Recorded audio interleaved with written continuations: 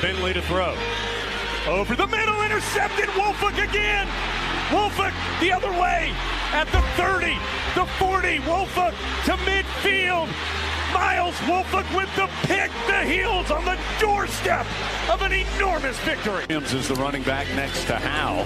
Play action. Howe will now lob it down the near side. Newsome with a man all over him. Pins the ball against the back of the defender and brings it in. He'll get a first down at the 3. Howe, pump fake to the right. Now he's going to run to the left. Howe at the 5. Takes the shot. Pinballing off the chains for the touchdown. Sam Howe showing the toughness for 6. Cardinals down 4, 35-31. May has the shotgun snap. Pressure coming. Rolls to the right. Goes to the end zone. Touchdown! Touchdown, Antoine Green! 16 seconds to go. No flag. Snapping it off the 8-yard line. May pulls it, tries to roll it apart. Oh, now he's going to throw it and score! Throws it to Payson in the end zone for the touchdown. They have thrown his way for the left hand. Was walking out on the run and threw it left-handed. Nard fields it at the 26. Heading to the far side. Gio at the 35. Gio, he's at the 50. No, he's not. Yes, he is. Gio, he's going to take it for a touchdown. Are you kidding me?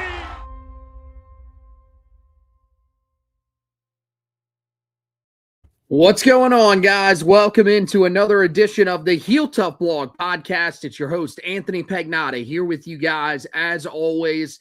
And tonight, we are here to talk about Carolina's 3 commitments on the transfer portal trail, I guess you would call it. Carolina picks up 3 commits from guys that have taken visits to Carolina here over these last couple of days, so we'll talk about that. We've got some other portal updates that we'll be talking about as well. This coming from inside Carolina earlier on this evening, so certainly some good updates in there that we can talk about. And ultimately, we're going to talk about the strategy that Carolina is taking towards the transfer portal. Does it make sense, or does it speak to something more that we might have to ultimately not necessarily call the staff out for, but, point to as to why Carolina's not going after some of the bigger names in the transfer portal. We also have to tell you about a transfer for Carolina today. That is 27 now in the entire cycle. And now Carolina losing yet another tight end. And so a position room that was already thin even before that gets even thinner, and Carolina does end up re-signing a player to their defensive backfield. So we'll talk all about that here on this edition of the podcast. But we got to start out with the commitments that Carolina landed on Sunday. Of course, the most significant one, quarterback Billy Edwards Jr. out of Wisconsin. Well, Edwards, the former 3-star prospect in the 2021 class, of course, entered the transfer portal on Monday after spending just 1 season with the Wisconsin Badgers. The Tar Heels worked quickly on this one, were able to get him on campus for a visit starting on Friday. And now he is going to be Carolina's one of Carolina's quarterbacks for this upcoming season alongside Gio Lopez, Arturi Newkirk, and Travis Burgess. You look at, the reasons why he may have entered the transfer portal. Well, Wisconsin, of course, going in a different direction after he got injured. He played in just 2 games for the team during the season. Week 1 to open the season against Miami of Ohio, where he suffered a grade 3 PCL strain. And then week 4 against his old team, the Maryland Terrapins. He did not play much in that game before they would pull him, and he would eventually they would pull him after just 6 snaps, and he would eventually be sidelined for the rest of the season. He would finish the season 7 of 16 for 113 yards in 34 total snaps. Prior to his time at Wisconsin, Edwards spent 3 seasons at Maryland, where he split time at the position in his first 2 years before taking over as the full-time starter in 2024. In his first 2 seasons with the team, he played just 16 games, including 4 starts, throwing for 441 yards, 4 touchdowns, and 1 interception on 38 of 76 passing and running for 227 yards and 8 touchdowns on 63 rush attempts. When he became the full-time starter in 2024, he threw for 2,881 yards, 15 touchdowns, and 9 interceptions on 273 of 420 passing and running for 148 yards and 5 touchdowns on 81 carries for a Terrapins team that finished the season 4-8 and 1-8 in conference. So you hear all that. We talked about him a little bit the other night, but now it's official. Josh Marlowe, this is a guy that's going to be in the room for Carolina next year at the quarterback spot. What do you think about the addition of Billy Edwards Jr., and do you think this is one that maybe Tar Heel fans will come around on as we get closer to the season? Yeah, maybe. When you look at his time both at Maryland and Wisconsin, a lot of it was just incomplete, whether it was due to injury, splitting time, what have you. But if you look at his most productive season in college, his junior season at Maryland, where he threw for a little over 2,800 yards, had a 15-9 touchdown to interception ratio, I think we would have – I'm not going to say we would have killed to see that level of quarterback play this year, but had Carolina gotten that kind of production from the quarterback spot, how different does this season go? They probably are in a better spot to compete for a bowl game. I think, what you got to bank on is, this guy just being experienced, haven't been around the game for 4 years. Maybe you get him healthy, and maybe that's something that, it proves to be a big difference for the quarterback room for 2026. Yeah, as of right now, I am going to assume that, yes, he's being brought in maybe to compete. I still think Gio Lopez is going to be this team's preferred starting quarterback when they get to spring practice. But they're going to have Billy Edwards here to maybe provide some competition and just some experience depth behind him after you've lost some quarterbacks here in the transfer portal. Max Johnson, Bryce Baker seeking to go somewhere else. I know fans maybe wanted and expected Carolina to go big game hunting at the quarterback spot. Maybe for a guy like Josh Hoover, who committed to Indiana earlier tonight, maybe a DJ Lagway, a Sam Levitt. It never really felt like that was in the cards for Carolina this transfer portal cycle. They were going to probably add someone that was more in the Billy Edwards range, and that's what they've done here. Is he's the first quarterback commit of this transfer portal cycle heading into next season. Yeah, I mean, to me, you're right. It felt like the big names, Carolina was never in on those. The one that I really thought Carolina should have been in on that Carolina wasn't was Caden Hauser, the transfer from East Carolina. I would have loved to see that. I think he's just a guy that would have really fit the system that Bobby Petrino has very well. I think he's a guy that also we've seen has the ability to really change games. I don't know if that's what you're getting in Billy Edwards Jr. So I think, there are some things to like about Billy Edwards Jr. I think that he is certainly a guy that plays with a lot of fire. He is a much different quarterback in terms of the play style than Gio Lopez because of how he's built. It's a little bit different. It allows him to be able to win from the pocket a little bit more. That's certainly something that I think Carolina fans will like. The thing that's scary about him is that when you look at the advanced statistics on him, the first statistic that stuck out to me was the average depth of target for him. A couple of years, in his first 2 seasons at Maryland, it was 10.2 and 11.0, which isn't bad. That's certainly, somewhere in the middle in terms of starting quarterbacks. It's not a guy who's airing it out all the time, but it's certainly not a guy who is throwing everything short. Meanwhile, at Wisconsin this year, it was 14.8. But again, you can't read too much into that because he didn't really play all that much. In the season where he played a lot in 2024, his average depth of target was 8.5 yards.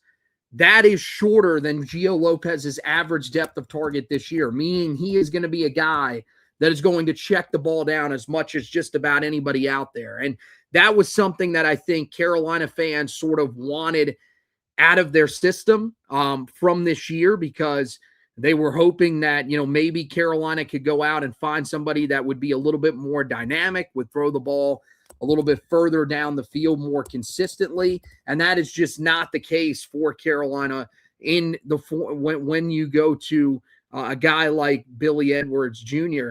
Now, the thing that I will say is that if you go and look at the average depth of target for Caden Hauser, it's only 9.2, which is the exact same as what you saw from Gio Lopez. So maybe this is something that I'm reading into a little bit too much, but 8.5 definitely scared me a little bit. That being said, I still believe, based off of some of the film that I've seen from him, he's a much better deep ball thrower than Gio Lopez is. I think that's going to be important for Carolina, is to have somebody that has the ability to actually throw the ball down the field successfully, because, this year we just didn't really see that out of Gio Lopez when you needed it. So hopefully that's something that you're going to be able to see from Billy Edwards Jr. That you didn't see. And I mean, look, this is a guy that a couple of years ago, according to a couple of people that were talking about him on social media, I didn't do the research myself, but he finished second in the Big Ten in yards passing per game during that season. So if that's true, and he ends up finishing, I think it was 261.9 yards per game, that is clearly much different than what you got from Gio Lopez this season. This is a guy that is much more capable of leading Carolina's offense successfully, being able to throw the football successfully for Carolina this upcoming season, and providing more of a passing attack than what the team had this past season. I think, the thing that I said earlier that I liked about him, winning from the pocket, I think that's going to be huge, because Carolina is not necessarily going to have to get as creative with some of the things that they have to do to be able to get a guy like Gio Lopez out of the pocket, in terms of being able to extend plays and get Gio on the run to find these receivers in the intermediate and short passing games. That's something that I think will be welcomed because that was one thing Gio was never really able to do, was win the game from the pocket. It always felt like he had to be on the move. It felt like he was nervous being inside the pocket. That's not what you're going to get from Billy Edwards Jr. And while he may not be the runner that Gio Lopez is in terms of statistics, he's definitely a guy that provides a little bit of speed there, maybe could surprise some people with just how athletic he is. So I think, in terms of Gio Lopez being the starting quarterback, I do think that there is a chance that Gio Lopez could be Carolina's starting quarterback at the beginning of the season. But I think this is one that they brought in to truly compete with him. And I think they're going to have a legitimate competition. I think when it's all said and done, there's a good chance that Billy Edwards Jr. could be the guy. There's a good chance that it could be Gio Lopez as well. I think it's going to be very even between these two coming into the spring. And to me, I feel like this was a much more successful acquisition than what Carolina made last year when they went out and got Brian Brown to compete for the starting quarterback position, another Big Ten quarterback that had a little bit of experience, but not nearly as much as Billy Edwards Jr. does. And I think what you got to take into account is the Gio Lopez that we saw in 2025 was not the Gio Lopez I think you're going to see in 2026 under Bobby Petrino. You're going to see a coordinator that plays to his strengths. Same thing with Billy Edwards Jr. And maybe that's why, Carolina was a lot more confident. And that's why they showed a lot more interest in him than maybe, the fans would have liked to have seen them going after someone else. Maybe Bobby Petrino said, look, this is a guy that I think would fit really well with what I want to do, with how I want to build my offense. And if you got to remember, when he was establishing Arkansas as a contender in the SEC, that was a passing game that was won from the pocket. You were talking about Ryan Mallett being, one of the next great quarterbacks, that we all thought when he went to New England, maybe he was going to be the guy to supersede Brady. You've seen his offenses evolve, and that's what makes this hiring so exciting, is that you've got a play caller that really adapts to the talent around him. And I think that's what you got to really take into account. You look at maybe some of the advanced statistics. Yeah, maybe he threw the ball short, but was that what he was being asked to do? Like, we can complain about Gio Lopez not forcing the ball downfield. The offense wasn't asking him to do so. Like, Freddie Kitchens did not coordinate the offense in a manner where he wanted his quarterback to push the football down the field vertically. That's going to be different next year. And that could be the difference between who's the starter and who isn't, because if Gio Lopez doesn't improve in that category, maybe that does open the door for Billy Edwards Jr. to emerge as someone that could become a Carolina starter either before they go to Ireland or maybe when they come back and they get a few games under their belt. So, again, I know this isn't the name that I think a lot of Carolina fans were expecting, but I do think there is more upside to this move than you're thinking about right now, and that's something that unfortunately we won't be able to see until probably next spring, next fall, depending on how much intel we get out of Carolina in spring practice. Yeah, hopefully we'll be able to see it a little bit. Maybe they'll do another practice like a pro event or something like that will give Carolina fans a chance to actually get a look at this quarterback battle. But I think you're right. You can't count out Gio Lopez completely because, as you said, one of the things that I think we have to talk about as well is that, you talked about not being asked to necessarily win in the deep passing game. Part of that probably was because there weren't a lot of guys that were winning downfield. Look, I love Jordan Shipp. I think he's a guy that Carolina needs to keep in the fold. He was not exactly a guy that was winning on downfield routes. That's not the strength for him. He's a guy that's really going to succeed in the intermediate areas of the game. And then, the only other guy that you really had on the roster that was successful at doing that was Chris Culliver, and he seemed to fall out of favor with the staff. Something happened to where he wasn't a guy that was on the field all that much, and so Carolina didn't really have a guy that could win downfield consistently, and so they've got to go out and find that guy. Maybe that's Jonathan Bibbs, who we'll talk about here in a minute for Carolina. But, the thing is that if they don't find that guy, it's going to be difficult for any quarterback to be able to succeed. I just think when you look at Billy Edwards Jr., there seems to be more touch on the deep ball. When we watched Gio Lopez, even when he had guys open at times this past year, it just felt like he was never really comfortable throwing the ball deep, especially down the sidelines. It felt like everything was thrown out of bounds or at times was underthrown, like you saw in the game against Wake Forest that ultimately led to him missing some throws there. So that's the thing. Carolina's got to find a guy that I think can win in that area. Maybe Gio Lopez with another year under his belt in an offense that's probably going to be built to more towards him, because that's the one thing that I trust is that Bobby Petrino is going to build an offense that suits his quarterback much more than what you saw from Freddie Kitchens. I think part of that is that Freddie Kitchens just isn't a good coordinator. The other part of it is that Freddie Kitchens was incredibly stubborn. He thought that there was a way that his offense should be ran, and that if it wasn't run that way, well, then that was just too bad. That was ultimately what he was going to stick with for the entire season. I don't feel like you're going to get nearly that level of stubbornness from Bobby Petrino. So I think that serves that quarterback position well if they have that mindset of adjusting to what they've ultimately got at the quarterback position. So as you said, I think this is one that Carolina fans will grow on as time goes along. Is it one that right now is the sexiest?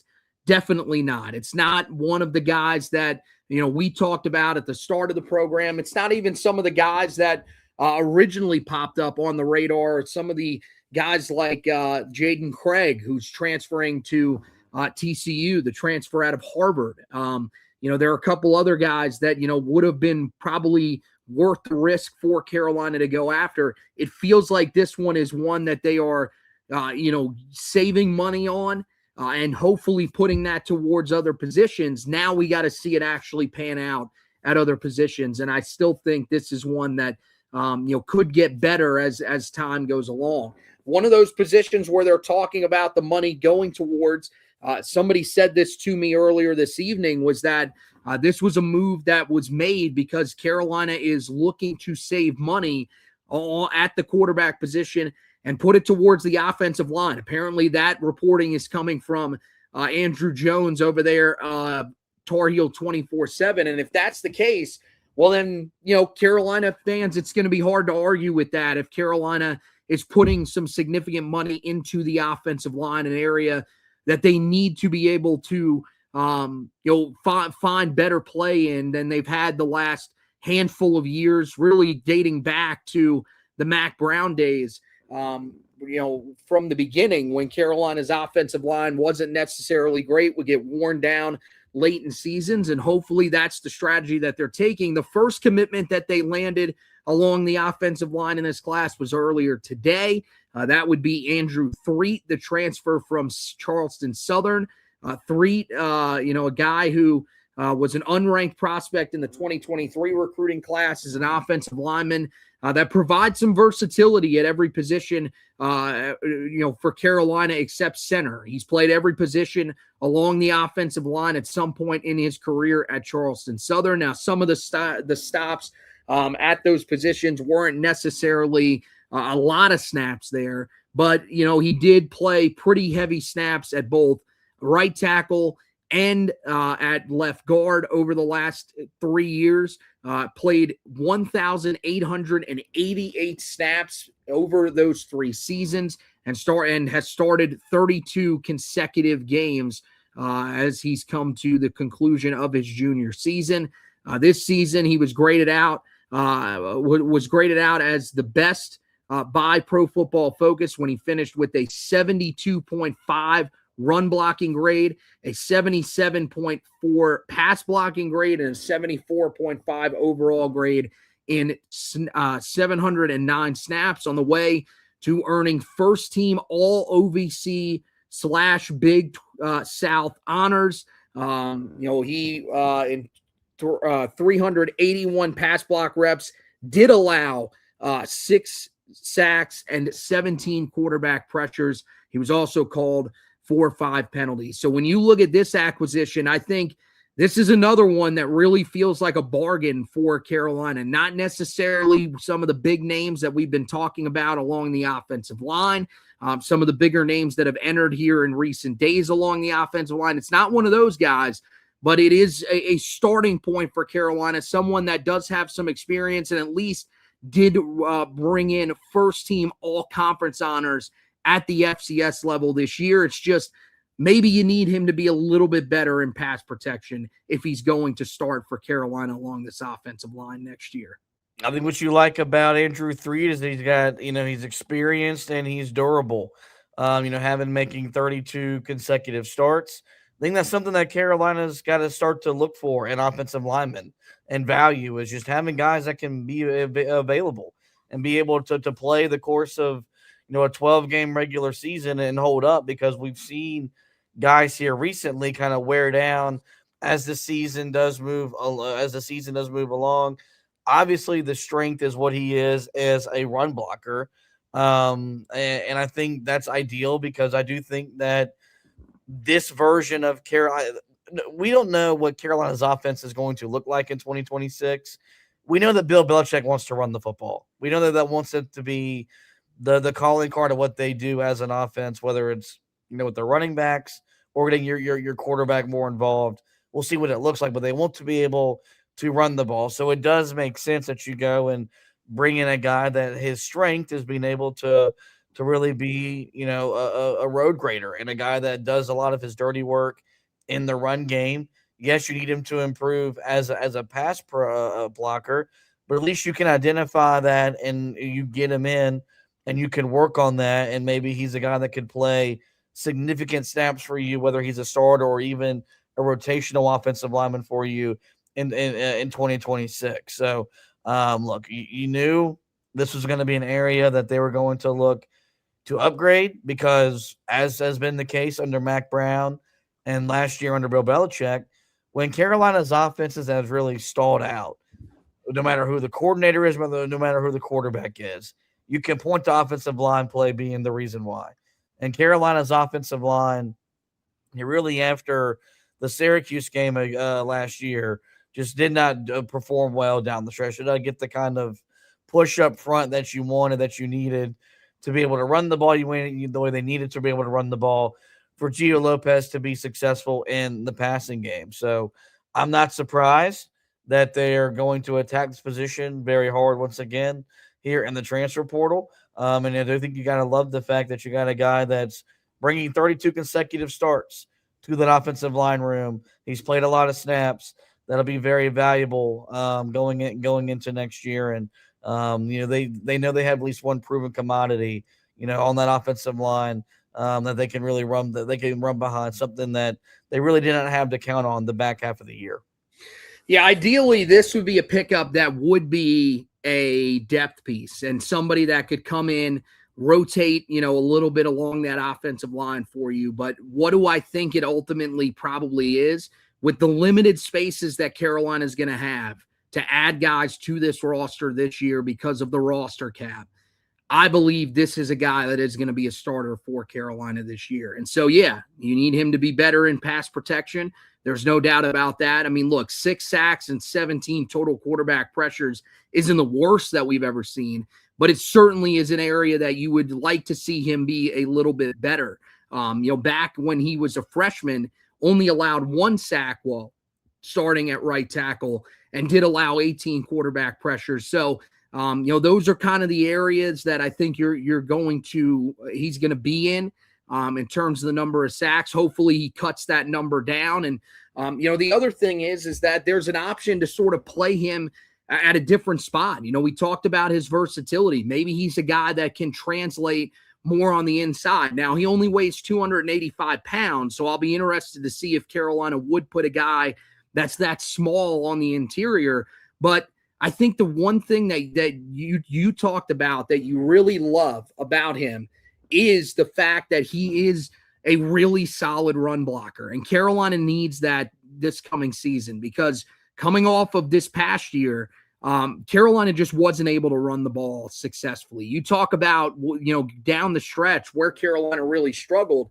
Yeah, they had moments where they weren't able to protect Gio Lopez. They literally could not run block to save their lives. I mean, they had absolutely no running game in the final 2 games of the regular season.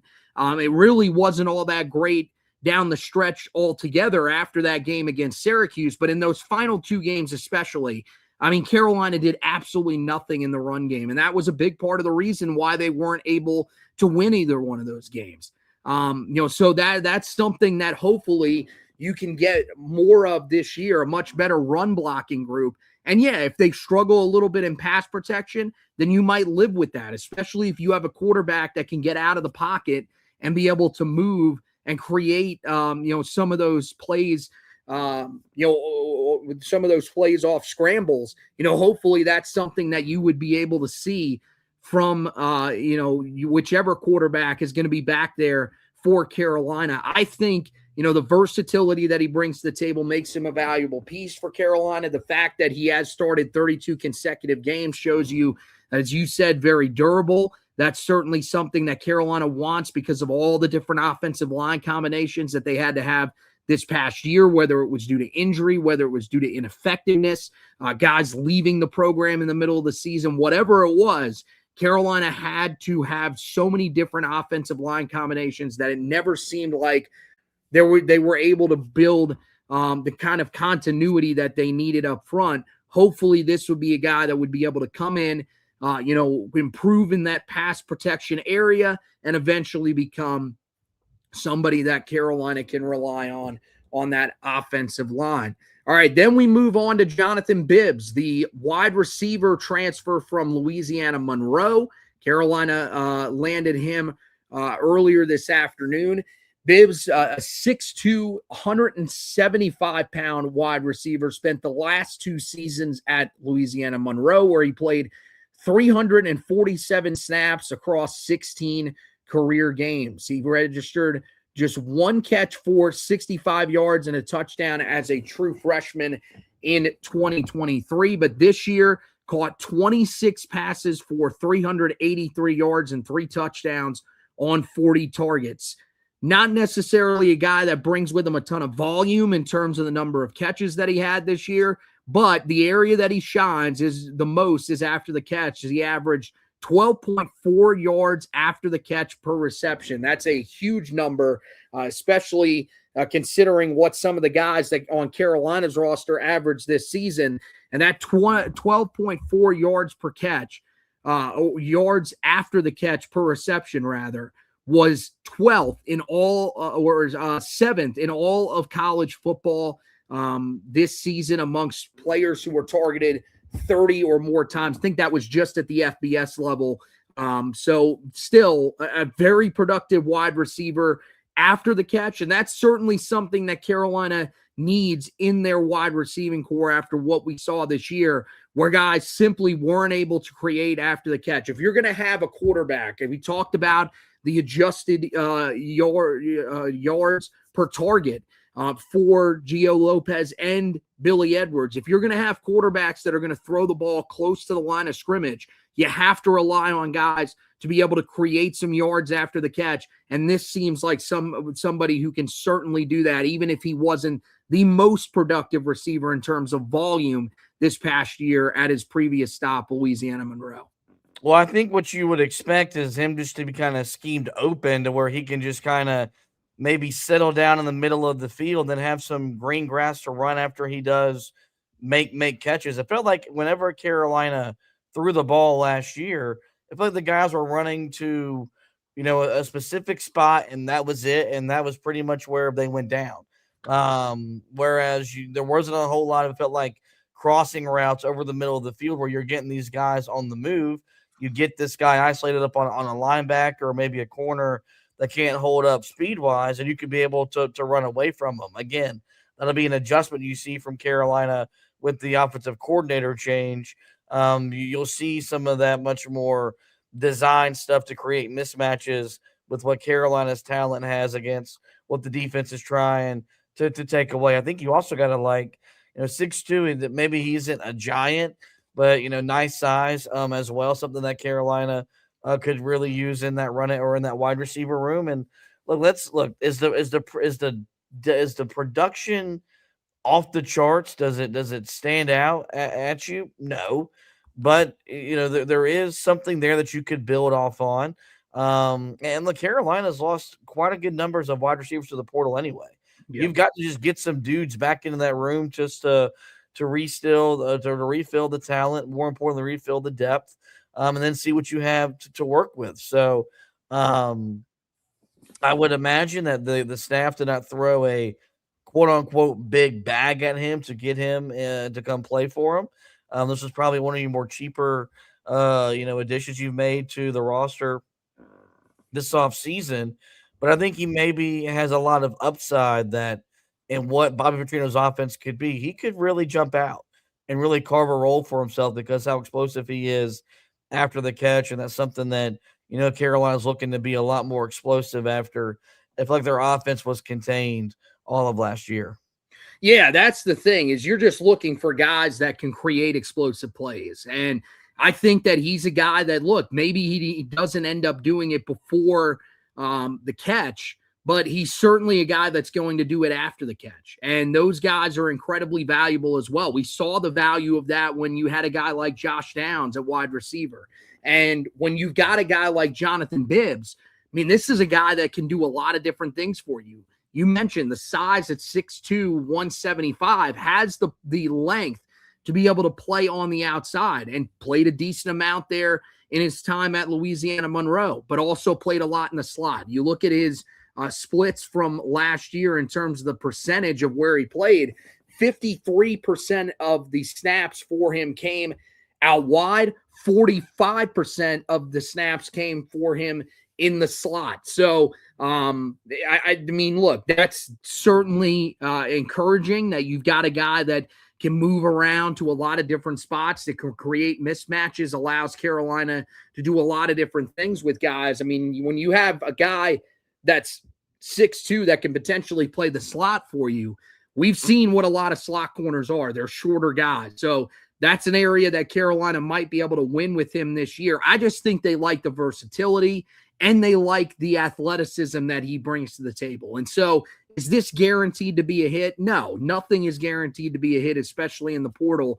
But I do think that this is somebody that comes in here, will, value what it means to be a part of a power conference roster. And that's the other thing about some of the guys that they've landed. You got the experience of being at the power conference level at quarterback, which is something that I think you really needed. But the other two spots, you're getting guys that are coming up from lower levels that are really going to value being a part of this roster. Where it felt like maybe there were some guys that transferred from power conference programs this past year into the program that didn't really respect it nearly as much. And we've seen that, schools have had some pretty decent success going down to these lower levels and finding these guys, finding these diamonds in the rough, and turning them into more successful players than, finding the guys that were basically rejects at previous schools and, turning them into something at their second stop at a power conference program. So hopefully that's the way that this works out for Carolina. I think that Bibbs is a worthwhile, risk for Carolina. It's not one that I think is going to be guaranteed to work out. But if it does, it wouldn't shock me in the slightest because of what he's able to do after the catch. And that's just an area that Carolina needs to be better this year. And you also mentioned it's hard to get really mad about Carolina adding someone at the wide receiver position when they've lost as many guys as they have to the transfer portal. I'm with everybody else, man. And this will transition us into some of the other portal targets that Carolina has, some of the other portal news that's coming in for Carolina. This isn't the sexiest group that they could have brought in. I would much rather have seen them be in on some bigger names, but I think this is just the reality of where Carolina is at. I don't think they have a lot of money left. I think, in terms of, where all that money went to, it's the current roster, especially there are so many guys that people are wanting to keep around here. We've talked about how important it is to keep guys like Jordan Shipp, Milcard Abujade, some of the guys that Carolina has already gotten back into the fold, like Damon June, Jaden Patterson, Leroy Jackson. Those are guys that you want to have stick around. Well, there's going to be some money that's going to be afforded to them. And then that high school recruiting class that has 36 guys that early enrolled today, 39 guys in total. Well, if you wanted to go out and get that big of a class, which a lot of Tar Heel fans were excited about, you have to pay them a pretty significant amount of money in order to do that. And so I think Carolina is probably dealing with a little less money than some of the other schools out there. They're also dealing with less roster spots, so they can't be nearly as aggressive as some of these other schools in terms of adding numbers. So that's probably part of the reason why you're seeing Carolina go with some of these bargain guys. We could talk about in a minute whether or not we agree with that strategy. But, when I look at the other guys that are on campus, you've got Penn State transfer edge rusher Jalen Harvey and LSU transfer cornerback Ashton Stamps, who wrap up visits tonight. Jalen Harvey, a guy who played sparingly this past year, but did play in 11 games for Penn State. Most of that was on special teams. He did finish with 8 total tackles, a tackle and a half for loss, and did also have a sack. He is a guy that weighs in at 6'2", 246 pounds, so one of those thinner guys at the edge rusher position, would probably take the place of Tyler Thompson, and would be interesting to see what he can develop into. I mean, a guy that, didn't really play or would have 3 years of eligibility remaining and didn't really play at Penn State because of the fact that they've got so many good guys at that edge rusher position. So I think he's certainly someone that Carolina would love to get in the fold. LSU transfer Ashton Stamps is a guy who has plenty of experience. Go back to a couple of years ago, he was someone that had played a significant amount of snaps for LSU as a starter. Did have some struggles in the amount of snaps that he did play on the defensive side of the football. In terms of yards allowed, I mean, he played 794 snaps, 439 of them were coverage snaps, and he did allow 476 yards and 3 touchdowns in those coverage snaps. The concerning part is he did allow 14.4 yards per reception, but he is a guy that brings experience with him, is an aggressive corner that did have a good amount of pass breakups that season, 9, to go along with the fact that he did allow all those yards and touchdowns. So a hit and miss type corner that maybe Carolina is banking on getting better if they do end up bringing him in. He didn't play much this year, did actually leave the team early. So that is certainly something that is notable about him. Probably one of the guys that I would like the least right now of all the guys that Carolina is going after. I know he's got some experience, but seems to me very similar to what Carolina had in Marcus Allen, and maybe a little bit of a different mindset too, coming from him being a guy that because he wasn't playing last year, did leave the program early. Certainly not something you want to see from that standpoint. Also, Richmond transfer linebacker Peyton Seelman. He arrived in Chapel Hill to begin his visit earlier this evening. Seelman is a guy that Carolina saw earlier in the season, of course, back when they did host Richmond in that game in the middle of the year. Seelman is a guy that at 6'1", 225 pounds, was a first-team All-Patriot League guy where he tallied 120 total tackles, 4 tackles for loss, 2.5 sacks, 7 pass breakups, and a pair of interceptions. So certainly a guy that should be able to cover a little bit down the field for Carolina. Has the tackle numbers, though, as well. So they would probably be looking at him to take the place of Kamori House, another FCS guy that Carolina is going after, but certainly a guy that I think could be one of those diamonds in the rough coming up to the next level for Carolina. Meanwhile, tomorrow, the Tar Heels will be hosting quarterback Miles O'Neill. Also, we'll be hosting Syracuse linebacker Derek McDonald, 2 guys that have experience at the Power Conference level. The most notable is probably O'Neill, still expected to take a visit to Carolina despite the Tar Heels landing Billy Edwards Jr. This is a guy that was recruited to Texas A&M by Bobby Petrino. So you would imagine that there is that level of comfortability that's there for both guys. And certainly he could be a guy that could be a sneaky addition for Carolina if they end up landing him, that could come in here and compete for the starting job. Meanwhile, on Tuesday, Carolina expected to host VMI transfer tight end Morgan McFall.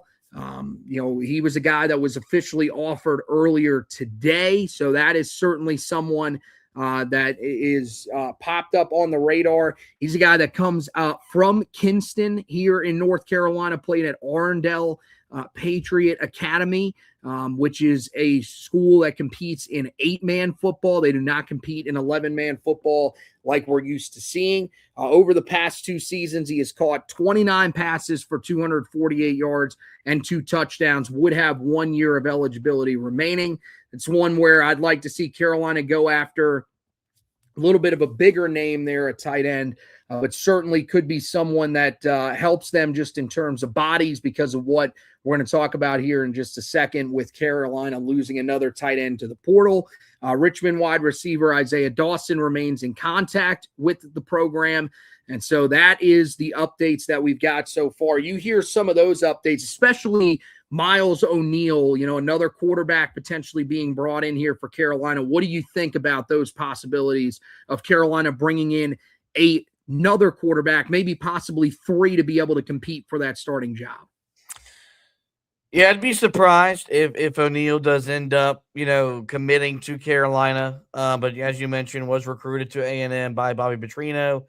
Maybe there's a relationship there that he trusts and is maybe given the message that, we were given to Billy Edwards, that this is maybe we're opening this thing up and may the best guy win.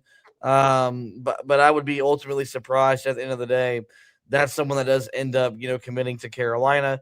You look at Penn State edge, Harvey. You're going to have to get recruited to play at Penn State. You're going to have to come play for North Carolina. And I think, 3 years of eligibility left would really make him exciting, because that could be someone that you could really develop over the course of the next couple of years. Stamps is someone that, I think, when I hear him being compared to Marcus Allen, I would say hell no, because I don't want to see anyone like Marcus Allen play again. But it feels like a lot of Carolina fans are excited about maybe potentially landing him. And I don't know if that's because he played at LSU, because he played in the SEC. I don't know. I've seen some clips that you could really see why someone is excited about him and his potential. But as you mentioned, he did leave the team early this year. Was that because he was a Brian Kelly guy, or was there maybe something else underlying that allowed him to walk away from football? So it's more of what this transfer portal cycle is going into being for Carolina. They're probably looking for substance and maybe some guys with low risk, high reward, as opposed to maybe going into bringing in proven stars at their position. But as you mentioned, they have a lack of money, from the sense of the fact that you brought in a big recruiting class. You've got players that we have all said, hey, you don't want to lose, i.e. Abujade, Jordan Shipp, Damon June. Well, guess what, guys? All 39 of those freshmen that Carolina brought in, they're getting paid.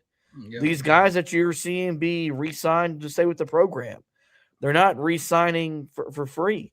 And unless, Carolina's got some secondary funds coming in, which, we don't have a Cody Campbell like Texas Tech does, funding their whole entire athletic department. Carolina has $13.5 million to spend. That's probably where they're going to cap out. And, now you got to figure out how to manage that year in, year out. They decided to go pretty heavy on a freshman class that they're hoping will be the foundation of the program moving forward.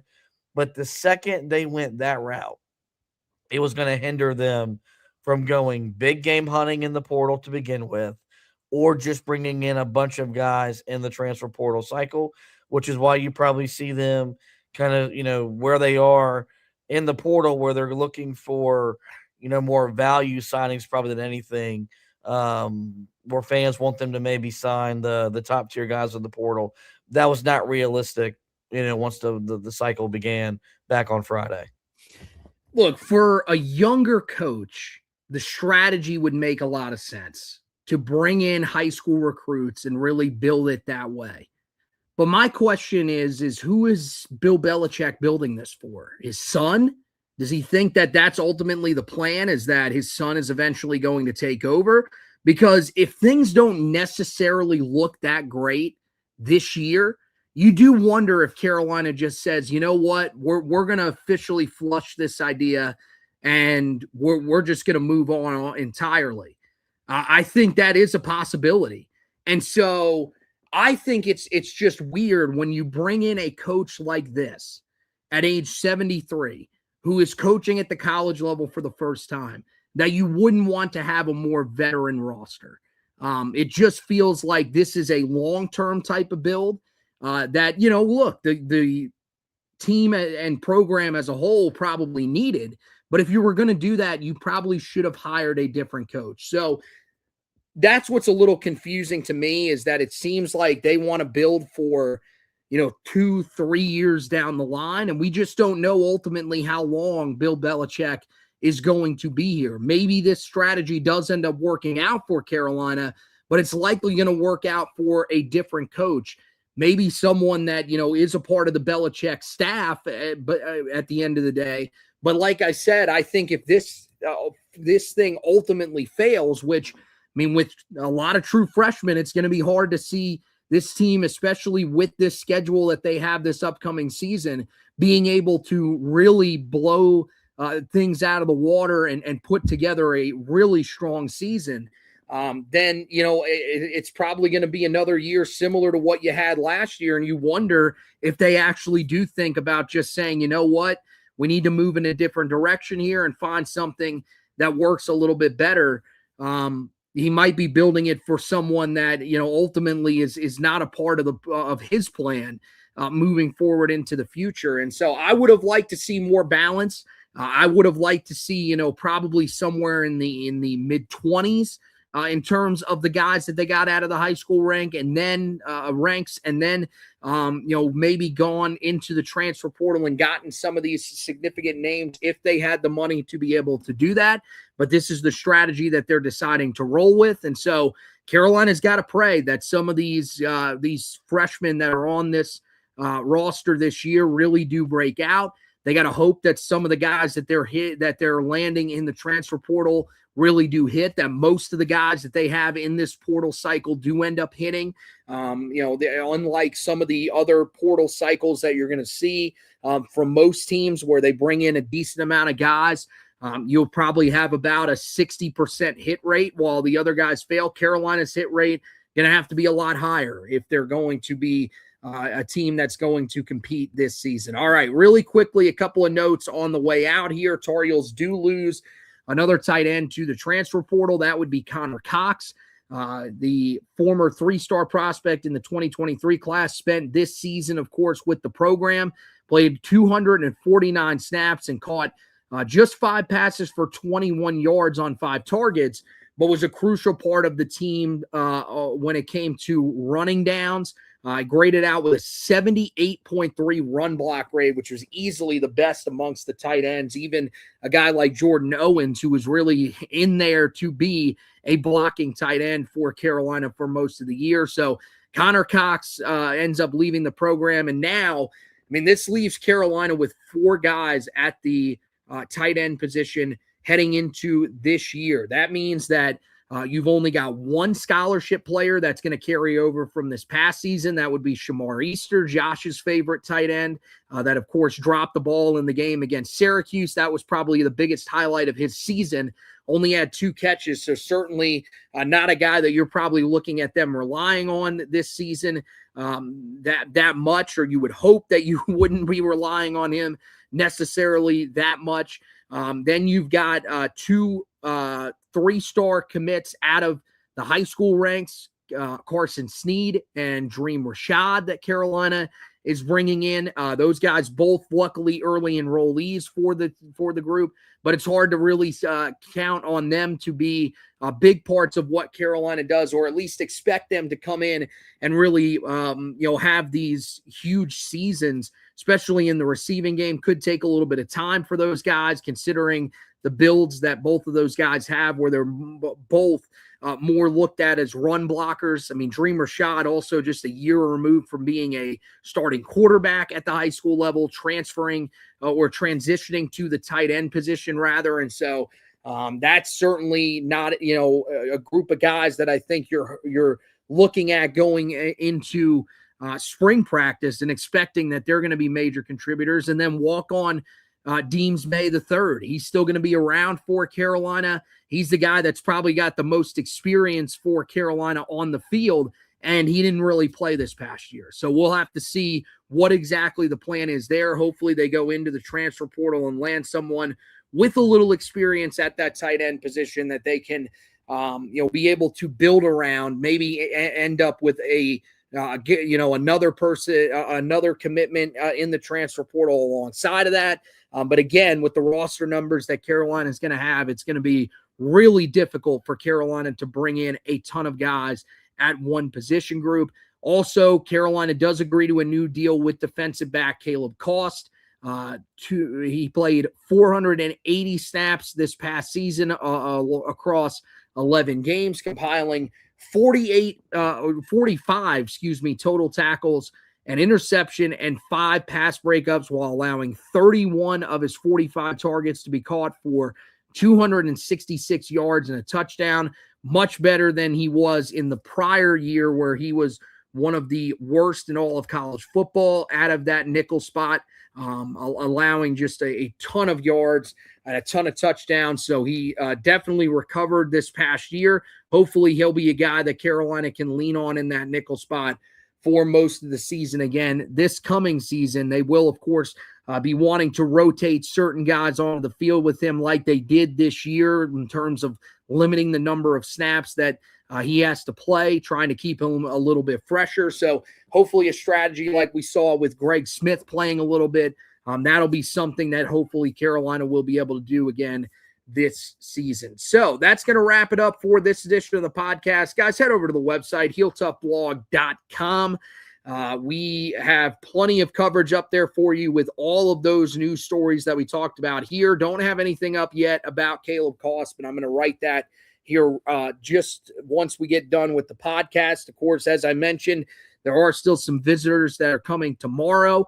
Miles O'Neill is going to be on campus along with Derek McDonald. Those are two guys that will make sure we get something up about if there is any news around those two guys. So make sure that you guys are keeping an eye on the website for all of that. And then go back and read the commitment articles that we have, a little more in-depth information about Billy Edwards Jr., Jonathan Bibbs, and Andrew Threet, all on the website for you guys to be able to check out. Same thing with Connor Cox entering the transfer portal, a little more on him and a little more of our opinions on what exactly this means for Carolina in terms of the portal and going out and getting someone at that tight end position. When it comes to the basketball side of things, Carolina just suffered their second loss of the season on Saturday against SMU. Got the recap up there for you guys.